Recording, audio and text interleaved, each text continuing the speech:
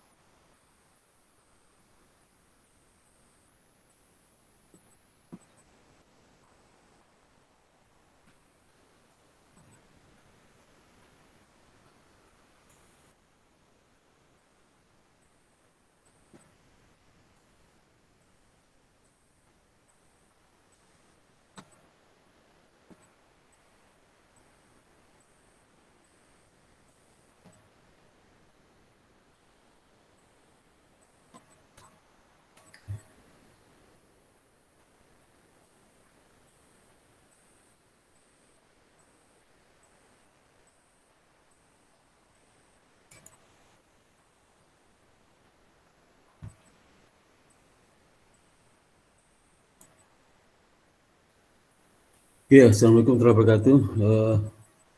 Hari kita masuk ke chapter 8 ya. Accounting for Receivable. Jadi akuntansi hutang ya, hutang. Chapter 8 ini nanti akan kita diskusikan selama 2 kali pertemuan ya, 2 pertemuan hari ini sama ke depan ya. Sebelum kita mulai nanti kuliah kita itu nanti di minggu ketiga tanggal 21 23 ya. 23 itu kami sudah kuliah. Nah, saya tarik, kita ganti supaya kita bisa libur tanggal 21, 22, 23 itu bisa libur ya. Jadi kita ganti kuliah ke berapa nih? Ini tanggal 10, 11, 12 kuliah ke berapa itu? Ini 10 ya, kuliah ke 10 ya? Iya ya, kuliah ke 10 kan sekarang. Iya, Pak. Iya, Pak. Berarti 11, 12 ya. Kuliah ke 12 itu kita tarik ya, nanti mungkin kita ganti kuliahnya hari Kamis ya. Hari Kamis apa? Saya kosong sore apa? Atau eh, bisa Selasa jam 7 nggak minggu depan? Selasa jam 7 ya. Atau kalau enggak apa Jumat ya. Jumat bisa nggak? Jumat tapi Jumatnya setelah jam 18.30 malam bisa. Halo?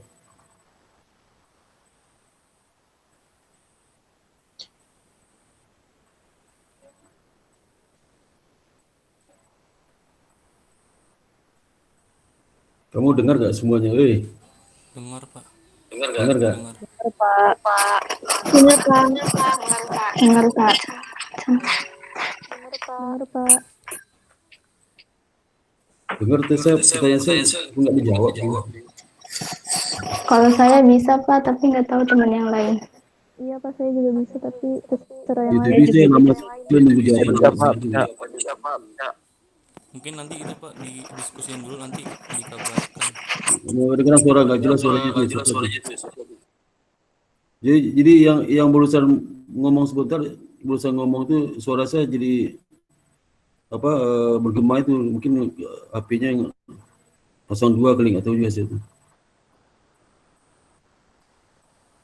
Jadi ya susah komunikasi ya. Jadi selanjutkan aja ya. Nanti saya kasih tahu kalau tambahan gitu. Sebab dari komunikasinya. Jadi chapter 8 ya, accounting for receivable. Ini saya menghadapi dinding tembok ini susah. Jadi materi hari ini lah ada empat materi ya di tentang piutang ini, receivable ini. Yang pertama nanti menjelaskan bagaimana perusahaan itu mengakui account receivable. Receivable itu kalau di terjemahkan bahasa Indonesia piutang dagang ya, piutang dagang. Kalau bahasa Inggrisnya account receivable. Yang kedua itu menjelaskan bagaimana perusahaan menilai account receivable dan mencatat pada saat pelepasan disposisi dari piutang dagang itu. Piutang dagang kalau mau kita lepas atau kita jual, kita harus kumpulkan kepada pihak lain. Bagaimana mencatatnya. Yang ketiga itu menjelaskan bagaimana perusahaan mengakui, menilai ya, dan mendispose ya, melepas atau menghentikan not receivable. Ketika not receivable itu piutang wesel. Kemudian yang keempat menjelaskan bagaimana penyajian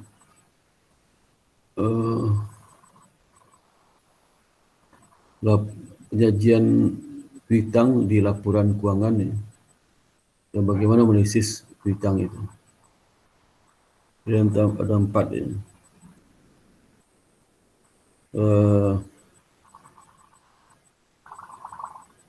Jadi LO itu learning objective ya. Learning objective 1, 2 itu hari ini dijelaskan. Tapi learning objective 3 dan 4 itu minggu depan ya. Dijelaskan ya. Dijelaskan.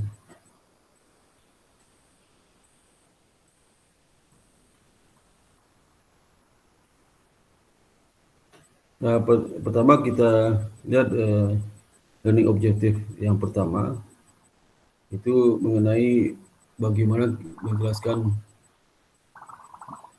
bagaimana perusahaan itu mengakui account receivable ya. Kemudian mengakui account receivable. Mengakui piutang dagang. Kapan piutang dagang itu diakui? Ya.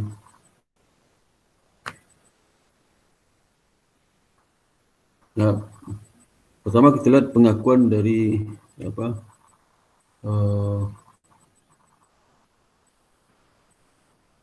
piutang dagang itu, piutang dagang. Jadi dalam termin receivable itu mengacu mengenai jumlah yang jatuh tempoh dari individu atau perusahaan. Ya. Berapa jumlah jatuh tempoh dari customer maksudnya, ya. Misalnya kalau piutangnya 100, jumlah jatuh tempoh dia 100. Ya. Baik perorangan ataupun perusahaan, karena kan piutang itu bisa piutang dagangnya institusi atau perorangan. Yang kedua, piutang merupakan klaim yang diperkirakan akan ditagih dalam bentuk cash ya. Bentuk cash. Itu klaim perusahaan. Jadi berapa jumlah klaim itu berapa? Jadi kalau dia katakan piutangnya ada 200.000, berarti 200.000 itu perkirakan akan bisa ditagih dengan cash. Yang ketiga, manajemen receivable ya, atau pengelola piutang itu aktivitas penting bagi perusahaan ya. Karena itu kan sumber utama pendapatan. Kalau gagal nagih piutang ya perusahaan kesulitan keuangan itu. Besar dana perusahaan itu kan timbul dari hasil operasi. dari hasil penjualan, hasil penagihan piutang ya. Nah, kalau pengolahan piutangnya nggak beres ya, maka perusahaan akan bermasalah itu ya. Jadi yang penting bagi setiap perusahaan yang melakukan penjualan barang dan jasa secara kredit ya, secara kredit. Kalau tunai nggak perlu, tunai kan nggak ada piutang. Kemudian juga piutang merupakan hal yang penting disebabkan piutang sendiri menyajikan salah satu aset non liquid di perusahaan. Jadi aset liquid itu pertama cash, kedua piutang. Ya. Kalau piutangnya macet ya bisa menjadi masalah likuiditas perusahaan ya.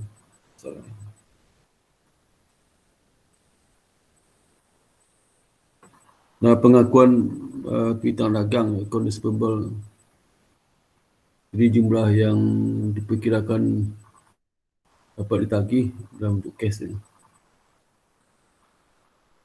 Jadi ini contoh aja ya. Adidas itu piutangnya 16% dari total aset ya. Hyundai 5%. 5% berarti Hyundai itu penjualan tunai semua itu.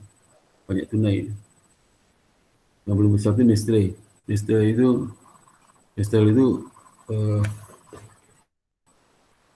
Nestle itu apa? 41% piutang untuk kelas ya. China Mobile Limited 2% juga. Nah, ini beberapa jenis tipe piutang ya. Piutang itu pertama adalah piutang yang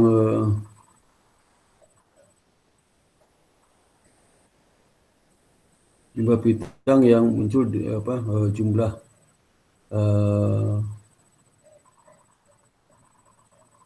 jumlah on account ya, jumlah piutang dari customer itu merupakan hasil dari penjualan barang dan jasa secara kredit ya. Jadi on account that result from the sales of goods and service. Jadi merupakan hasil penjualan kredit kepada customer. Itu namanya apa? Namanya account receivable ya. Piutang dagang. Ada juga tipe piutang dagang lain lah. Itu janji tertulis ya, dalam bentuk instrumen formal ya. Jumlah yang akan diterima. Senormal sebagai persyaratan dalam collection of interest ya. Jadi senormal dia memerlukan penagihan bunga aja ya. Kadang-kadang bisa juga tanpa bunga ya. Itu not receivable ya. Kita sell bisa berbunga bisa enggak pun normalnya mensyaratkan adanya bunga. Jadi tertulis ada sertifikatnya. Kalau account receivable bukan janji tertulis ya. Itu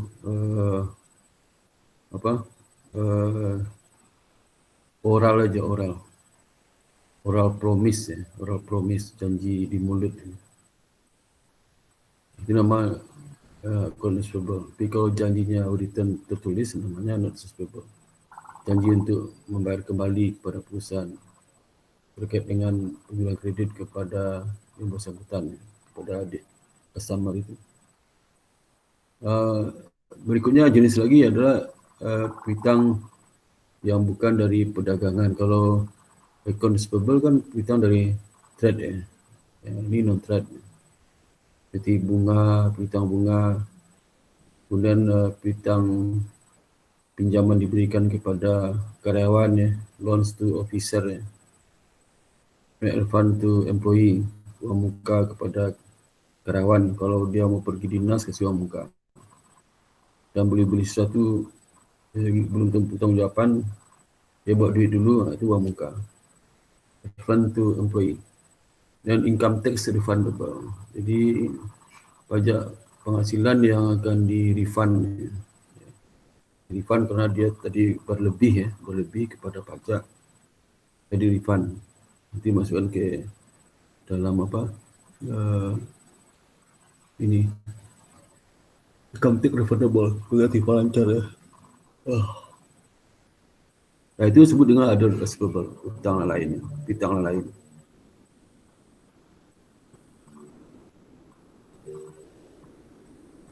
Kemudian pengakuan kapan account receivable itu diakui, kapan diakui. Jadi organisasi jasa ya itu mencatat receivable ketika melakukan jasa secara kredit ya.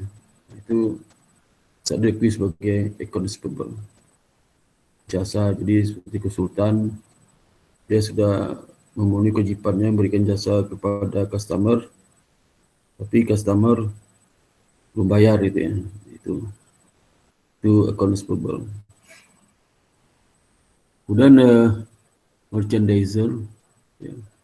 Merchandiser itu yang pesan dagang itu mencatat account receivable pada saat penjualan point of sale, pada saat penjualan of merchandise on account, pada saat penjualan barang dagang secara kredit. Dan itu diakui sebagai account receivable. Itu pengakuannya. Saat pengakuan kapan? Saat itu. Kemudian penjual itu bisa juga menawarkan diskon ya untuk pembayaran yang dilakukan di muka ya, di muka kasih diskon, nanti ada terminnya. Kemudian ada pembeli bisa juga mereturn barang ya, return good jika menemukan adanya sesuatu yang tidak bisa diterima sesuai perjanjian, misal rusak dan sebagainya. Nah, itu sesuai itu akan mereduce receivable, mengurangi piutang ya. Itu maksudnya.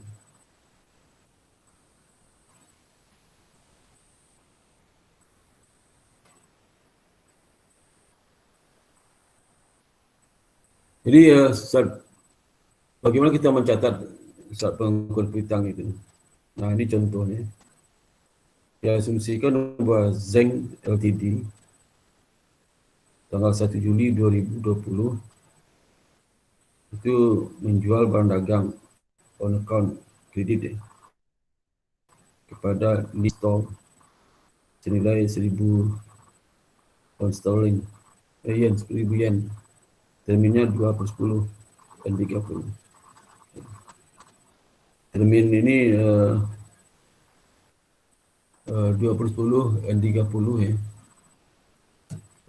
Artinya dalam termin itu perusahaan memberikan diskonnya kalau customer itu membayar dalam 10 hari ke depan. Itu berapa diskonnya? 2%. Garis miring 10 itu perlu diskon 10 hari sejak dijual itu. Selama itu kalau dia bayar kasih diskon 2%. 0,N30, N itu net ya. 30 itu jangka waktu kreditnya itu. N sama 30.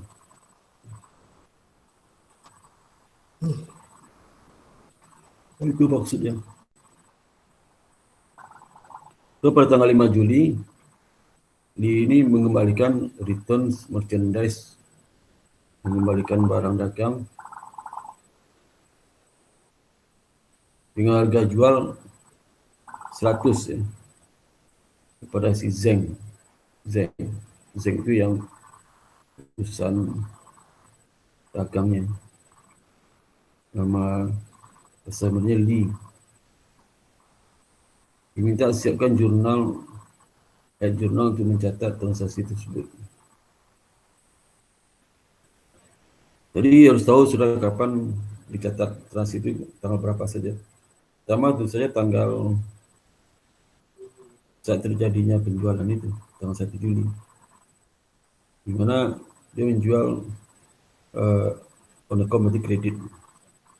Berarti muncul piutang, account receivable. Akhirnya muncul itu sales ya, sales revenue. Ya.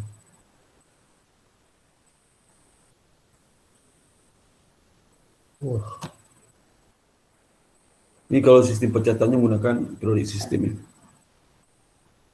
Kemudian tanggal 5 ya, saat customer itu mengembalikan barangnya sebagian, kan dijual 1.100 dikembalikan, kan rusak kali. Tujuannya adalah return on loan pada accounts payable. Ya.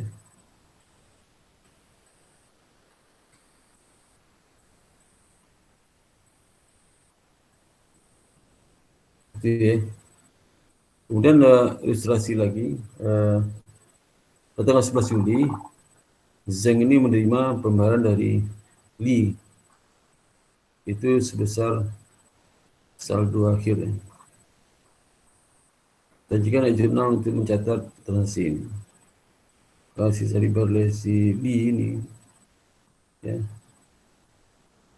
jurnal seperti ini, cash ya, terima cash kan.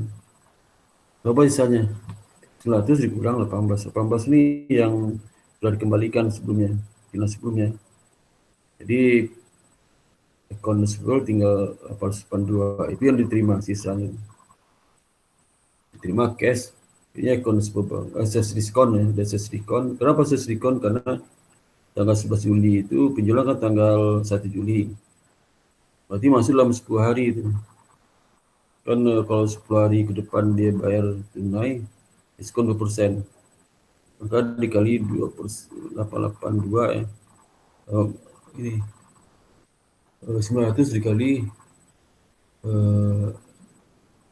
apa 2% ya, 2%.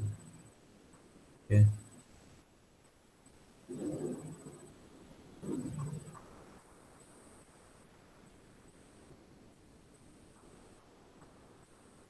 Persen diskonnya kapan?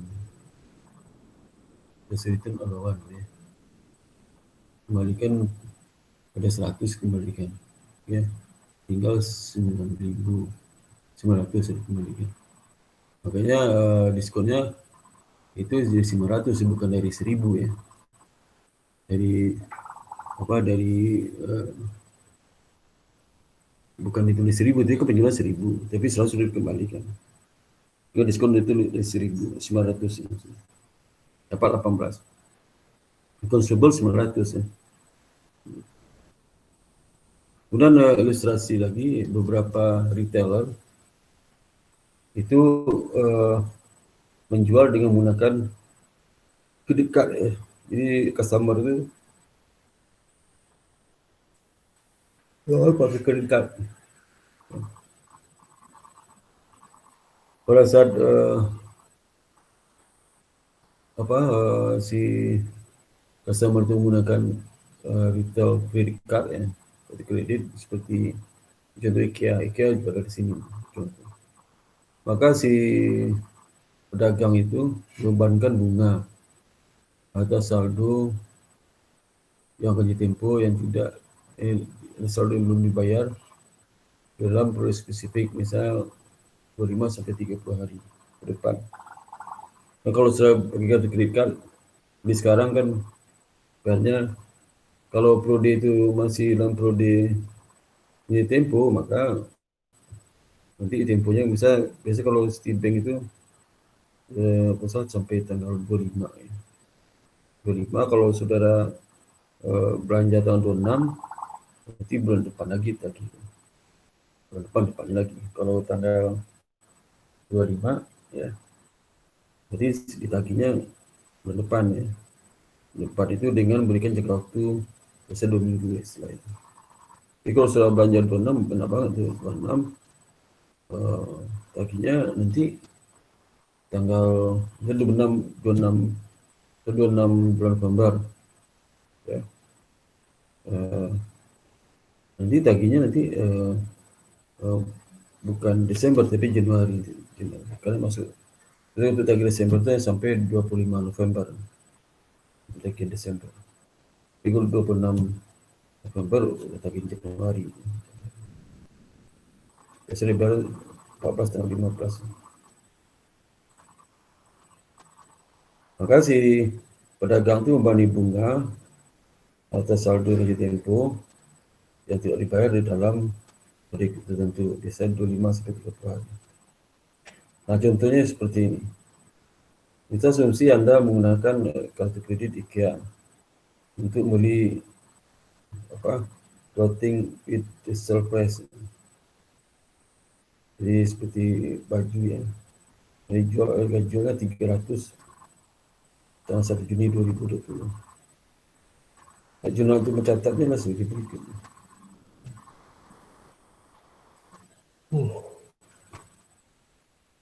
Ini kan belum diterima uang ya, berarti akan muncul kalau receivable ya. Dan pada sales revenue. Nanti diterima mungkin bulan depan ya, sampai tagihan itu. Tagihan ke saudara, sudah balik sleeping baru ke perusahaan ya. Bersama.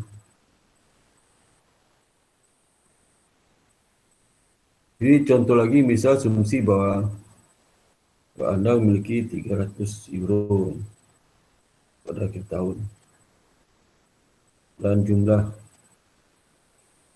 akhir bulan dan IKEA itu mencharge 1,5% per bulan atas saldo tempo itu.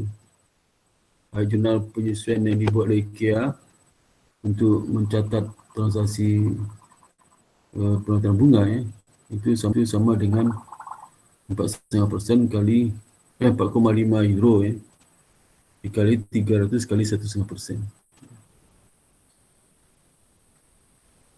Sorry, 300 kali 1,5% dapatnya 4,5% ya, itu maksudnya. Sama dengan di sini. Jadi dapatnya 4,5, di mana angka dari 300 kali 1,5%. 300 itulah penjualannya kan di 300 ini. Per 30 Juni ya. Jelas sebagai berikut ya. Ini kan waktu itu dibeli 1 Juni ya. Jadi 300 akhir Juni dibalik bunga ya. Maka 30 Juni itu daki account receivable 4,5 ada revenue. Jadi piutang itu tambah 4,5%. Jadi berapa? 304,5 dalam revenue. Nah itu yang terkait dengan piutang ya. Piutang. Kemudian yang kedua ya, menjelaskan bagaimana perusahaan menilai jumlah piutang dan mencatat penghentiannya gimana itu.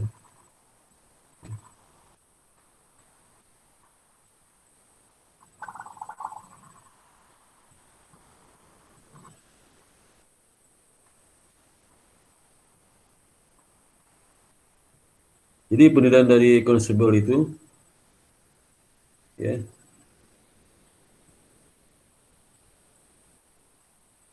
Jadi penilaian konsumable itu dinilai sebagai aset di neraca. Nah, nilai yang dicantumkan di neraca sebagai aset itu nilai yang menunjukkan net reserve value. Nilai yang betul-betul dapat ditagih. Misal piutangnya adalah 1.000. Diekspektasikan yang betul-betul dapat ditagih berapa? Mungkin 950. Ya. 50 kemana? 50 itu nanti kita lihat apa namanya. Itu namanya nanti ada uncollectible account receivable. Jadi ini adalah kalau terjadi penjualan kredit ya, muncul ya. Sehingga berapa kemungkinan akun itu tidak bisa tagih jumlahnya. Ya. Jadi si penjual mencatat kerugian yang dihasilkan dari aspek extending ya, kredit ya. Ini menjadikan bad debt expense. Ini dah berexpand dan nanti akan menambah collectible account receivable. Akuda. Nah, bagaimana akuntansi untuk mencatat uncollectible akun yang tidak bisa tagih itu gimana catatnya? Ya. Yang kedua ada dua cara ya. Pertama dengan menggunakan direct write off method, metode langsung ya. Jadi untuk langsung itu dia tidak ada estimasi dulu. Jadi kalau dilakukan uncollectible account kalau betul-betul tidak dapat tagih ya. Jadi dia bisa realisasi aja ya, realisasi aja.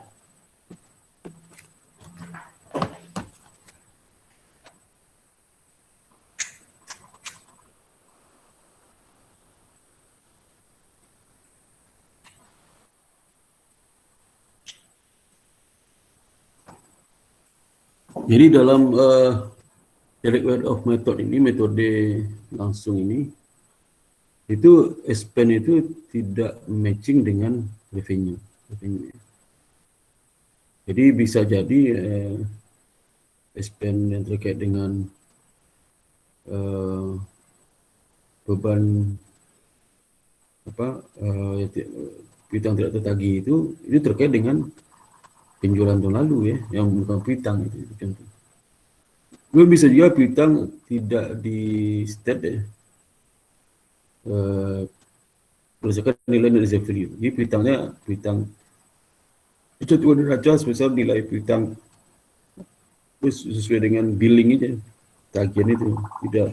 Jadi dijual barang kredit 100.000, belum diterima sampai ke tahun dicantumkan nilai neraca 100.000. Ya. Dan tidak ketentuan ini untuk tujuan laporan keuangan tidak bisa diterima, tidak diakui. Jadi dalam istilah akuntansi, metode direct of method itu tidak dibolehkan. Ya, jadi not acceptable for financial reporting purpose, untuk tujuan pelaporan keuangan itu tidak dibolehkan ya, metode direct word of method ini. Nah, kedua, bisa dengan allowance method. Allowance method adalah metode yang diakui dalam standar akuntansi keuangan berlaku. Jadi dia matching itu lebih baik ya, lebih bagus, matching expense itu lebih bagus terhadap revenue. Jadi better matching of expense. Jadi matching expense sangat baik lakukan terhadap revenue. Jadi matching itu kan mengaitkan dengan revenue, itu lebih pas. Jadi beban yang terjadi sekarang memang terkait dengan revenue itu sekarang. Kemudian piutang dinyatakan dinilai ya, state dinilai bisa juga dinyatakan, cantumkan. Itu sebesar cash net receivable value. Cash yang betul bisa direalisasi, bisa ditagih. Ya, kalau nggak bisa ditagih itu nanti sebagai beban bedek expense. Kemudian dipersyaratkan atau dipersyaratkan dalam tujuan financial reporting. Jadi syarat dalam financial reporting penilaian piutang dagang itu menggunakan nilai penilaian dengan net receivable value. Tidak boleh dilakukan net receivable value, tidak boleh jumlah piutang semua dinilai padahal sebagai piutang itu yang tidak bisa ditagih, itu nggak boleh dikeluarkan itu. Nah, bagaimana akun piutang itu disajikan di neraca? Piutang ini contoh misalnya, ya. Misalnya ini contoh tadi. Misalnya saldo account receivable 200.000 ya. Kemudian saldo allowance allowance for doubtful account atau anak akuntansi suka meningkat dengan AFDA. Ini AFDA saldo pasti saldonya kredit ya. Itu 12.000. Jadi saldo account receivable berdasarkan tagihan itu 200.000. Di jumlah itu ada nggak bisa tagih 12.000. Maka penjualan neraca seperti ini. Ya. Neraca diikat asetnya. Account receivable 200.000 nanti less dikurang allowance for doubtful account. Dan saldo tadi ini. Saldo AFDA itu 200.000. Sehingga dapat angka bersih di account receivable lah 188.000. 188.000 ini disebut dengan amount of net receivable value. Jumlah yang diperkirakan dapat ditagih. Ya, 11.000 diperkirakan tidak dapat ditagih. Itu penjelasannya. Nah, bagaimana pilihan account receivable seperti tadi lanjutan ini? Ya. Jadi penyajian lain ini terkait dengan penyajian ya. Penyajian ya. Bisa juga penyajian ditulis netnya aja. Tadi kan penyajian ada account receivable brutonya 200.000 dikurang allowance for doubtful account, dapat nilai net receivable value-nya 188.000. Atau bisa juga account receivable itu this net, jadi langsung net of 12.000 allowance. Nah, ini nama catatan body notes ya. Jadi account receivable biasa ada mengurung nih, kalau misalnya dikurung, buka kurung net of 12,000 ya. allowance itu kurung. Apa setelah 4.000 jadi netnya. Jadi di sini kita tahu berapa piutang bruto itulah 8 tambah 2.000, 200.000. Jadi range seperti itu.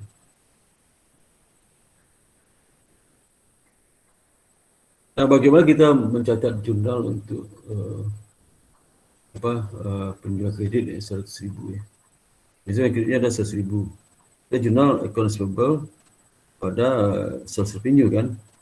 Kalau kita posting ini pasti nanti salesnya itu accounts payable tambah 100.000 kita posting. Posting nih 100.000. Sehingga saldo accounts payable setelah ada transaksi ini jadi 500.000 jadi 500.000 ya. Jalan for the full tetap ya, nggak ada perubahan. Kemudian ditagih ya 333.000 atas pinjaman kredit ya. Maka debitnya cash ya. Kreditnya accounts payable.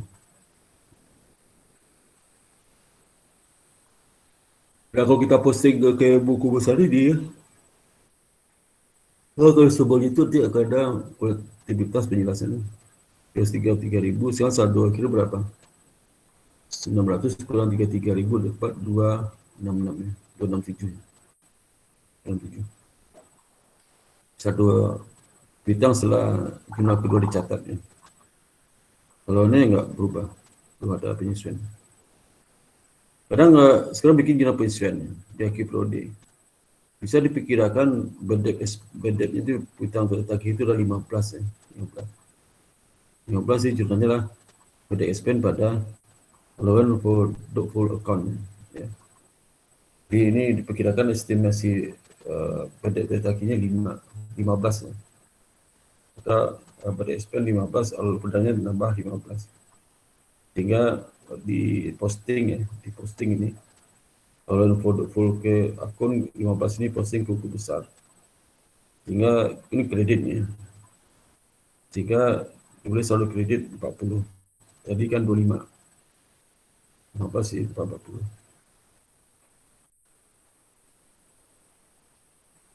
Nah, ternyata ada yang menghapus bukukan jumlah tidak bisa tagih. Bisa 100, 10. Ya. Hapus bukukan. Word of uncollectible amount ya. Terus bukukan 10 euro ya. Euro. Nah, hapus bukunya itu akan dicatat ya. Debitnya AFDA, allowance for the full account 10. Kreditnya account receivable. Ya. Kenapa tidak diakui ini sebagai bad debt expense? Karena kan sudah diakui bad debt expense itu di tahun berapa dan sebelumnya yang 15 itu 15 diakui. Kalau terjadi saat terjadinya betul-betul dapat ditagih ya, maka perusahaan itu akan accountable di kredit ya. DP-nya cadangan, allowance for the full account. Sudah cadangan oleh perusahaan.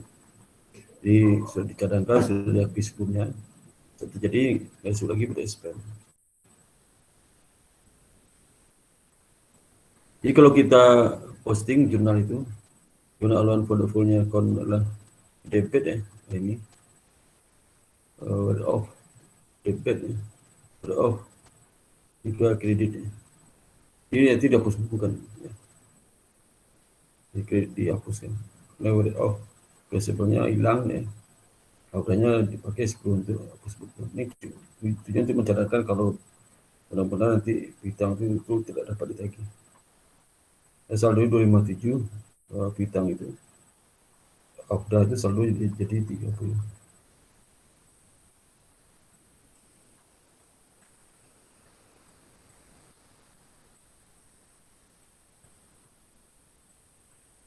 Dia udah ngerti nggak sampai sini? Dan penilaian konsumber berikutnya ya. Jadi di dalam laporan keuangan disajikan penyajian seperti ini. Accounts payable 257 ya, 257. Ukurnya udah 30 dapat 27 ya. Gitu. Penyajian di neraca masuk aktiva lancar. Okay. Kemudian metode kedua direct write-off method. Metode tadi kan yang metode metode allowance kan. Itu metode langsung hapus. Contohnya seperti ini. Asumsi bahwa Wardenko menulis write-off bukan menulis, menghapus bukukan saldo hutang dari Doran. Doran ini saldo hutangnya 1.600 lalu 12 Desember. Jadi kita nggak tahu kenapa dihapus, mungkin bla bla kenapa lah, nggak tahu ya. Udah hapuskan. Ordonance entry dia mencatat sebagai berikut. Jadi beda expand pada account receivable. Nah, itu ya. Jadi langsung dia itu account receivable-nya langsung ke beda expand. Karena dia nggak punya cadangan, kalau ini kan dicadangkan. Kalau ini kan ada cadangan ya, bisa dihapuskan.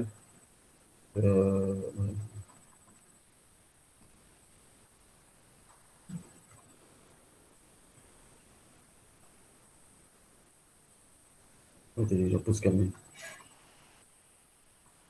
Oh ini dihapuskan kalau dia ada cadangan. Jadi allowance for the full account. Metode allowance. Kalau dia itu langsung ya, langsungnya beri spend pada account receivable. Karena dengan metode direct of method, dia tidak perlu membentuk cadangan setiap akhir tahun. Setiap nyusun laporan keuangan, nggak perlu. Jadi account receivable diracanya penyajian account receivable aja, tidak ada dikurang dengan allowance, nggak ada. Ya. Jadi dia spend ya, spend 1.600. Jadi kalau kita lihat metode allowance untuk uncollectible account, pertama perusahaan harus estimasi uncollectible account receivable. Jadi estimasi berapa tenaga itu tidak bisa ditagih. Yang kedua nanti pada saat terjadinya itu kemudian mencatat udah lakui berapa afdanya itu dicatat beda spend pada kreditnya allowance for the full account. Yang tiga, perusahaan mendebit allowance for the full account, credit account receivable kalau pada saat itu ada akun yang tidak bisa ditagih, di write off, dihapus bukukan. Katanya afda pada account receivable. Kalau metode langsung kan catanya bukan allowance, beda spend langsung. Tapi karena di dalam allowance ini sudah beda spend yang sudah ditagih pada saat pengakuan adjustment all afda, maka saat terjadinya penghapusan debitnya bukan beda expand lagi, tapi cukup ke afda. Jumlah afdanya kurang.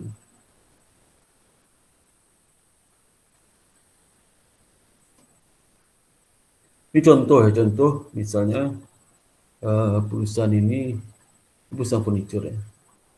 Dia menjual secara kredit. Berapa harga penjual kreditnya? Itu 1,2 juta dalam tahun 2020. Yang mana 200.000 itu tidak bisa ditagih sampai akhir Desember tahun bersangkutan. Maka margin kredit yang perkirakan ya dari 200.000 yang belum bisa tagih itu kan kredit 1,2 juta sampai ke tahun masih ada 200.000 belum tagih, berarti sudah tagih 1 juta. Dari 200.000 itu margin itu perkirakan mungkin 200.000 tidak bisa tagih, akan dihapus buku kan nanti. Nunggu benar-benar tagih dulu, jadi perkiraannya. Sekarang judulnya adalah dia beda expand pada afda ya, pada akhir tahun itu depan kalau ada itu dapat ditagih, maka debitnya allowance for the full pada account receivable, bukan beda expand lagi. Nah ini penyajian dari metode allowance di neraca ya.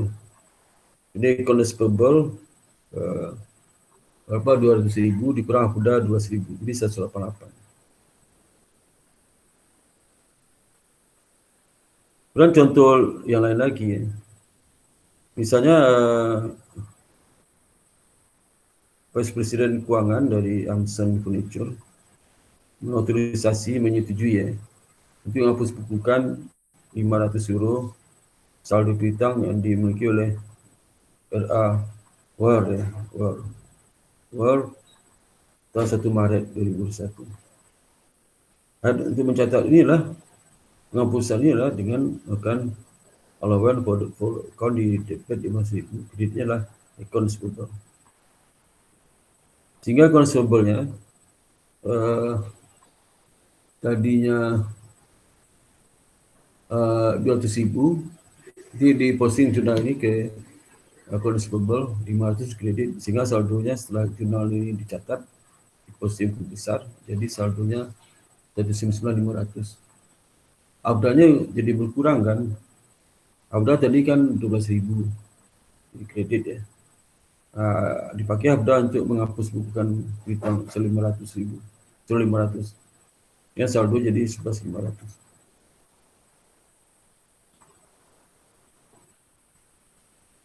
Kemudian bagaimana kalau ada recovery dari uncollectible account dari akun yang tidak bisa tagih? Recovery itu dia bayar kembali. Jadi kita hapuskan, dia bayar lagi. Lalu kita recovery-nya. Ini contoh seperti ini. Tanggal 1 Juli ternyata orang ini bayar 500 jumlah 500 euro atas piutang sudah dihapus oleh si Hamsan ini 1 Maret. Juga 1 Maret ya. Dihapus 1 Maret ini, 1 Maret ini. Ini ya. Ini kan sudah hapus 1 Maret nih ya. 1 Maret 2021. Tanggal 1 Juli dibayar. Makanya namanya recovery ya, pemulihan.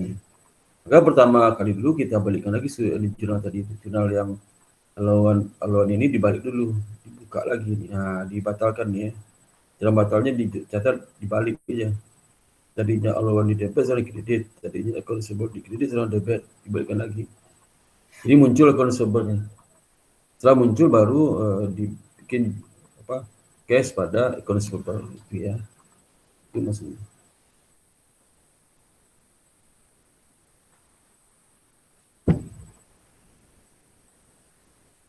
Nah, bagaimana perusahaan itu melakukan estimasi allowance? Ada 2 cara. Ya. Ini perusahaan mengestimasi berapa allowance itu sebagai persentase dari outstanding receivable ya, berapa. Itu pertama menggunakan percentage of receivable basis. Ya.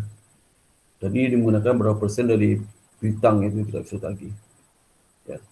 Jadi yang menentukan persentase manajemen itu menetapkan berapa persen kaitannya dengan jumlah piutang dan diperkirakan tidak bisa tagih. Jumlah bad expense yang harus dicatat adalah perbedaan antara saldo yang diharapkan diperlukan dengan existing saldo dari allowance account. Jadi ini kan dari presentasi dari piutang ya, piutang. Jadi besi piutang itu dia bikin aging schedule ya, aging schedule. Ini namanya aging schedule ya, schedule piutang. Jadi menentukan presentasi itu tergantung dari umur piutangnya. Makin lama umur piutang, presentasi makin besar juga. Nah misalnya perusahaan itu punya saldo piutangnya 39.600 ya. Kayak saldo kolom kedua total ini kan 39.900. Dan kalau di rinci ya, debitur terbesar itu ada 5 debiturnya, yang customer besar yang berutang. Adult, board, car, liquor, beds ya. 5. Sisanya mungkin kecil-kecil, 36.950 ini kecil-kecilnya. Kecil ya, paling besar itu yang 5 debitur. Nah, kalau di breakdown ya, piutang itu dibagi dalam berumurnya 5 kelompok umur ya. Umur piutang. Yang pertama piutang menuju tempo ya. Kalau piutang 30 hari berarti kan umurnya masih ada 2 hari, 3 hari, 4 hari sampai 30 hari. Itu menuju tempo ya. Kemudian piutang sudah menuju tempo ya. 1 sampai 30 hari menuju tempo. Kelompok kedua, kelompok ketiga piutang yang ditempo lebih 30 hari sampai 60 hari. 1 bulan sampai 2 bulan. Dan tempo lebih dari 61 hari sampai 90 hari. kelompok tempo di atas 90 hari tempo. Dia ada 5 kelompok. Nah, kalau di breakdown masing-masing customer nih, ya. Contoh misal kalau customer pertama di 600 itu selalu tempo 1 sampai 30 hari itu 300 yen ya saldonya. Kemudian dari 600 itu 200 yen itu tempo 61 sampai 90 hari. Dari 600 ini tempo 100 itulah itu atas 50 hari, tempo 100. Nah, dengan cara sama masing-masing di breakdown juga ya. Kalau yang Force itu kan temponya kelompok 1, kelompok 2, 3, 4 enggak ada. Ya. Kelompok ini itu kan perusahaan, masih perusahaan beda-beda ya, tidak sama ya. Itu tentu ketetapan manajemen dari si perusahaan. Nah, begitu seterusnya. Sehingga kita bisa mentotalkan masing kelompok berapa piutangnya. Bisa kelompok piutang yang bunyi tempo dari 39.600 ini itu 7.000. Yang piutang umur 1 sampai 30 hari setelah jatuh tempo itu 5.700. Dan piutang yang jatuh tempo 31 hari sampai 60 hari tempo itu 3.000. Piutang yang 61 hari sampai 90 hari itu 2.000. Dan piutang 190 hari itu 1.900 ya. Gitu. Nah ini ya. Nah, ini diperkirakan uncollectible-nya yang tidak bisa ditagih lah. Dari kelompok 1 2% tidak bisa ditagih, kelompok 2 4%, kelompok 3 10%, kelompok 5 20%, kelompok 4 ya. Kelompok 5 40%. Jadi kelompok itu makin kelompok 1 kan lebih kelompok 2 lebih lama pada kelompok 1 di temponya. Jadi temponya. Nah, jadi lebih tinggi ya. Jadi makin ke atas tu estimate prestasi collectible makin tinggi, makin lama umurnya makin kemungkinan untuk tagih makin tinggi juga. Sehingga kita kalikan lah ya. Jadi kelompok 1 2% dikalikan jumlah kelompok 1 itu dapat 540. Kelompok 2 4% dikalikan jumlah saldo kelompok 2 dapat 204. Kelompok 3 10% dikali dengan jumlah kelompok saldo kelompok 3 3.000 dapat 300. Kelompok 4 20% dikali 2.000 dapat 4.000 yang tidak bisa tagih. Dan kelompok 5 ya, itu 40% dari 1.900 dapat 760 yang tidak bisa tagih ya. Total 2.224 ya. Nah 2024 itu ya itu merupakan saldo dari AFDA ya. Nah itu jadi ya, ingat ya. Saldo AFDA itu di akhir periode itu 2.228, bukan pada expense ya. Saldo AFDA itu ya, AFDA. Saldo AFDA itu berapa? 2.224 ya. Nah, kalau saldo awalnya itu apa?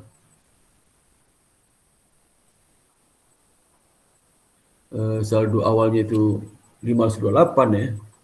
Kan ada saldo, kalau ada saldo uncollectible allowance for the kan berarti saldo awal kan di saldonya kalau sebelum penyesuaian berarti itu saldo sebelum awal ya dari AFDA itu 528. Sekarang bagaimana kita buat jurnal penyesuaian agar saldo AFDA itu dari 528 jadi 228 ya. AFDA itu selalu di kredit ya saldo AFDA itu. Gimana caranya? Ini saldo AFDA itu kan 528 ya. AFDA itu. Itu ya. Ini sehingga di berapa? Jadi harus ditambahkan lagi uncollectible di kredit ya, di kredit lagi ya ini. Sehingga uncollectible di kredit, apabila di kredit 1.300 agar saldonya jadi 228, sebelumnya dari 528.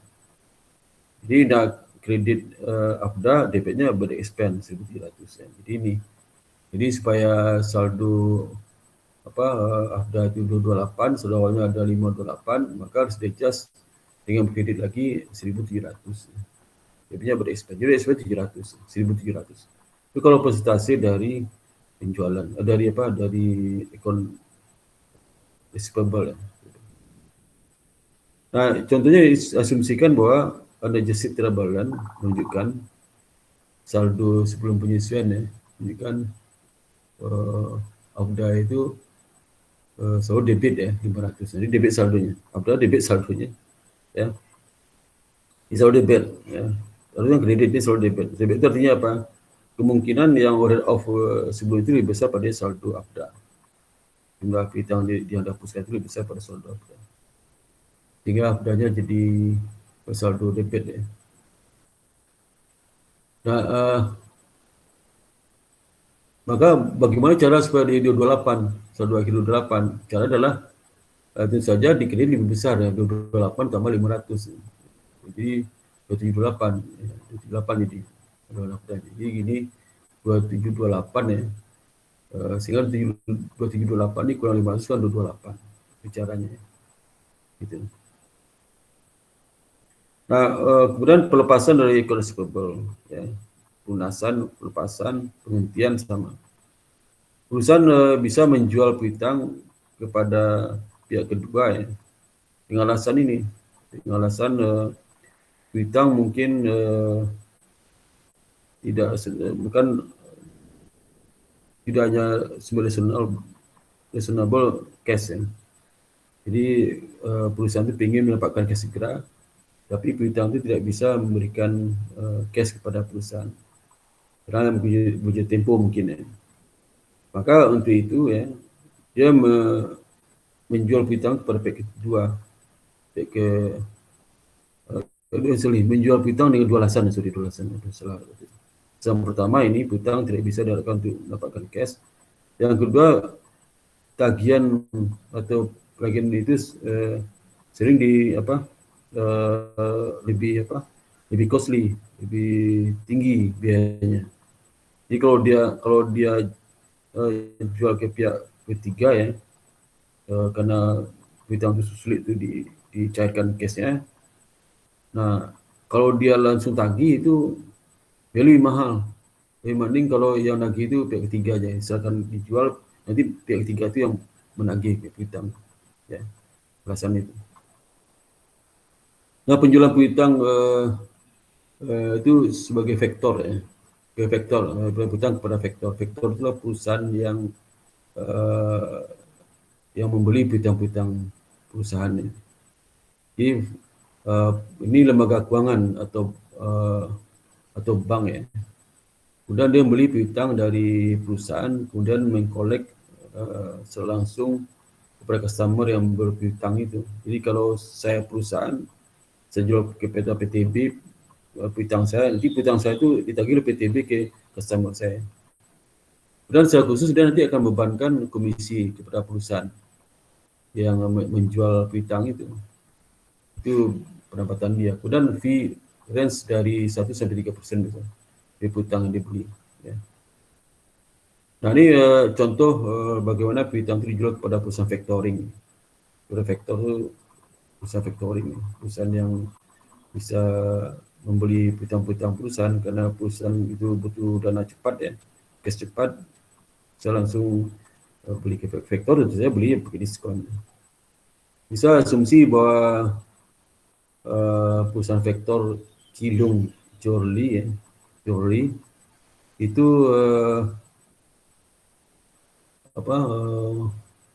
memfaktorkan ya. Ini ada perusahaan Kilung Jorli memfaktorkan piutangnya sebesar 600.000 kepada perusahaan factoring ya, nama Federal Factors. Jumlah dalam ribuan ya. Jadi dalam ribuan berarti kan 600 juta. Ya. Federal Factor menilai beban jasa ya, jadi charge 10% ya, kepada piutang dijual itu, dibebankan itu. Sehingga jurnal yang dibuatlah sebagai berikut. Sehingga si Federal Factor itu mengasih uang kepada Kilung itu bukan 100.000, tapi dikurangkan dengan 20% dari 100.000. Ini contohnya. Jadi convertible yang dijual kan 100.000, langsung dikredit oleh perusahaan si Kilung ya, Kilung. Nanti Kilung itu dibanding beban jasa dari perusahaan Factor, Federal Factor, besar berapa? 2% dari 100.000, dapatnya 12.000. Sehingga cash diterima sisanya. 588.000. Jadi terima cash dari hasil penjualan piutang itu 588.000 terdiskon ya. Jadi 12.000 itu sebagai pendapatan jasa bagi perusahaan vektor, namanya Federal Vektor. Ya. Dan kalau National Credit Card Sales, dia penjualan, jadi ke National Credit Card Sales ya, bisa retail ini membayar kredit ya, retail itu pedagang ya. Bayar kepada penerbit card itu di 2-7% dari invoice price, harga invoice. Maka di record sama dengan penjualan cash ya. Keuntungannya apa bagi pedagang? Pedagang itu melibatkan investigasi customer ya. Ya. Kemudian si issuer itu bisa memelihara customer record-nya. Jadi issuer juga bisa mendetekan collection dan stop loss, receive cash more quickly, lebih cepat dia terima cash. Kemudian ada contoh nih, misal contoh di National Credit Card Sales. Misal Link Lee membeli 6.000 paper product ya, restoran dari Who Supplies Using Visa Fish Bank Card ya, dengan menggunakan Visa Fish Bank Card, kartu Visa, kredit card Visa. Fish Bank akan membebankan berjasa 3%. Ya, jurnal untuk mencatat transaksi ini oleh si Who Supply, ya, Who Supply yang menjualnya kepada si Link Lee. Di bulan Maret adalah sebagai berikut. Jadi saya revenue 6.000 ya, 6.000. Kemudian nanti ada service charge, service expense dari Bank Fish Bank ya, bebankan service charge karena kartu itu. Kemudian cash 5.820. Jadi dia terima cash 5.820 ya. Maka kalau di tempat kita ya, pedagang itu dia nggak mau diubani 180 ke dia. Biasanya service charge expense dibebankan ke customer. Jadi customer itu bayar berapa? Bayarnya 6.000 tambah 180. Jadi dia terima cash 6180 ya. Cash terima. Nanti access revenue nanti ada utang dia ke Fish Bank. Fish Bank payable ya, payable untuk beban bank ya. Jadi dia debitnya cash 6.180 debit ya. Cash kreditnya lah Fish Bank payable ya, utang pada Fish Bank 180, nanti saya revenue 6.000. Itu kalau sudah belanja ke toko kan sudah bayar beban bank itu 180. Kalau ini kan perusahaan bayar, bukan pembeli yang bayar. Nah, untuk tujuan yang ketiga ni kita sabar minggu depan ya. Ini dekat dengan receivable ni banyak juga masalahnya. Saya harus pelan-pelan menjelaskan, nanti takutnya nggak ngerti. Jadi cukup sekian yang saya sampaikan ya. Nanti saya lanjutkan minggu depan ya. Minggu depan. So, juga ada rapat nih. Baik, Pak. Oke, ada pertanyaan sampai sini ya.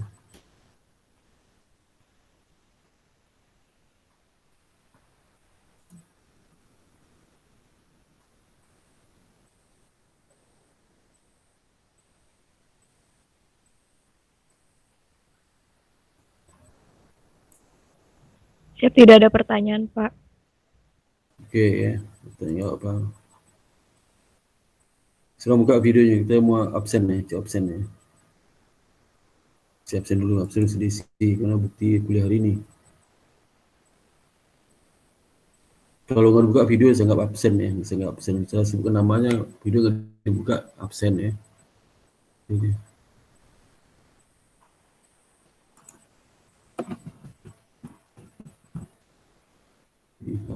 Di kampus.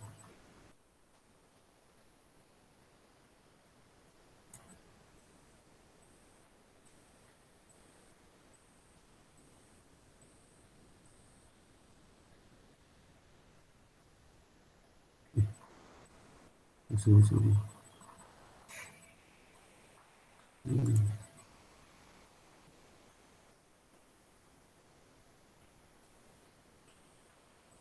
Kuliahan. Absensi. Ini absensi. Bukan es.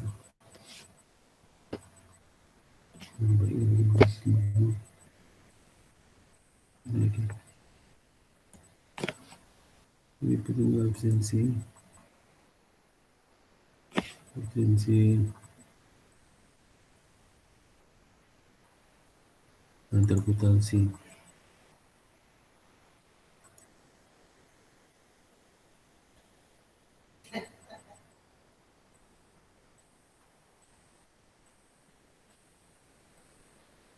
Ini benar ya?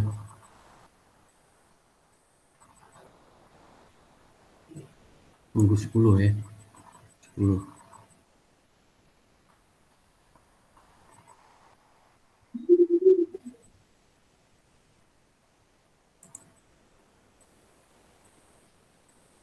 Ada unik ada. Hadir, Pak. Ada unik ya. Minerva. Hadir, Pak. Mana Minerva? Oh iya Minerva ya.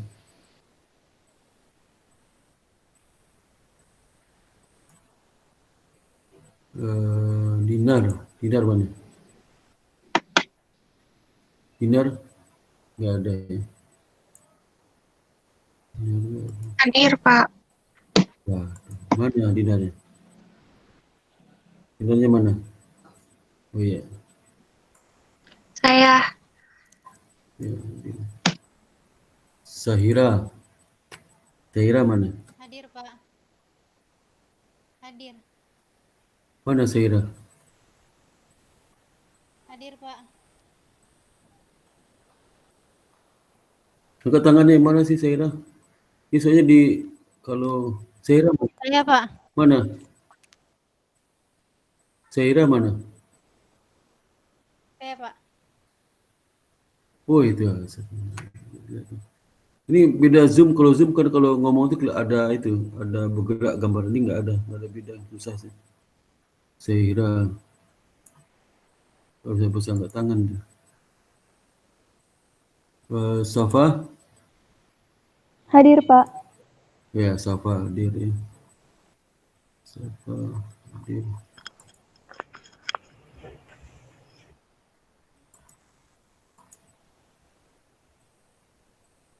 Muhammad. Hadir Pak, hadir. Oh ya, Hadir. Muhammad.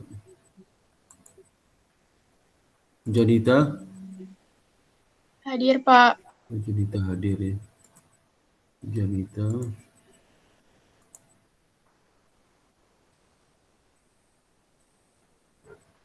Intan? Hadir, Pak. Ini. So kalau bikin tugas kelompok ketemu atau masing-masing kerja di rumah? Pakai Zoom ya? Di rumah, Pak. Pakai Pakai Zoom. Zoom. Ya? Iya, Pak. Ya, lebih Setuju. cepat. Lebih cepat. Jangan ketemu ya. Lagi kena sudah. Sampai Dofan. Hadir, Pak. Dofan ya.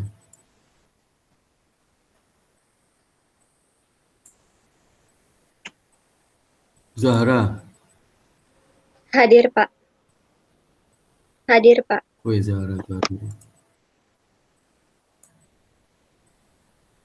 Andini.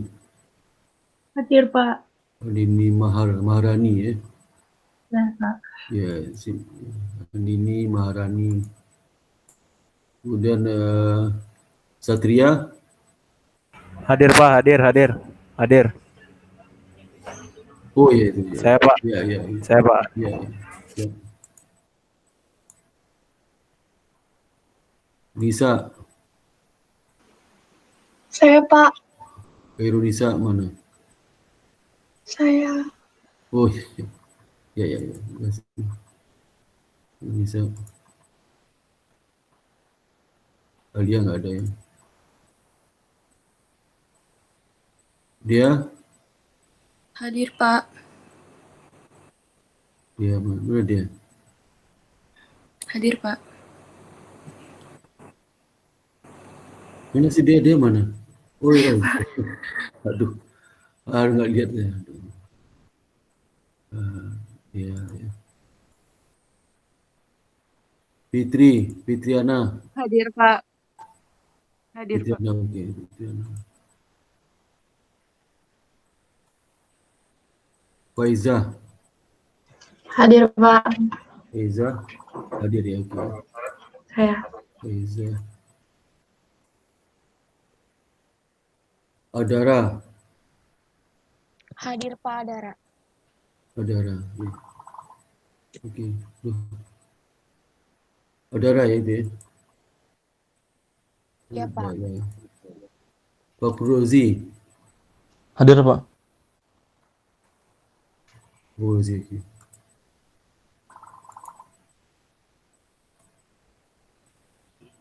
Dewi.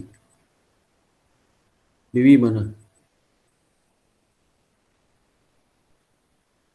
Dewi Ratnasari ya? Dewi Ratnasari ya? Tak ada suaranya ya? Tak ada suaranya. Kayak orang bisu. Marcel. Hadir, Pak. Marcel ya. Sekarang wajah gelap agak susah saya lihat. Kartika. Hadir, Pak. Kartika, oke. Balkis. Hadir, Pak. Balkis mana? Hadir, Pak. Oh iya, iya. Balkis.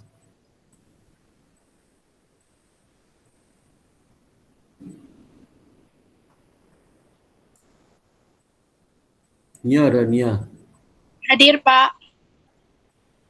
Oh Nia ya, oke. Sip. Nia. Latifa. Latifa. Hadir, Pak. Itu. Latifa mana? Hadir, Bapak. Oh ini yang jilbab hitam ya? Iya. Oh iya, Iya, Pak. jilbab hitam.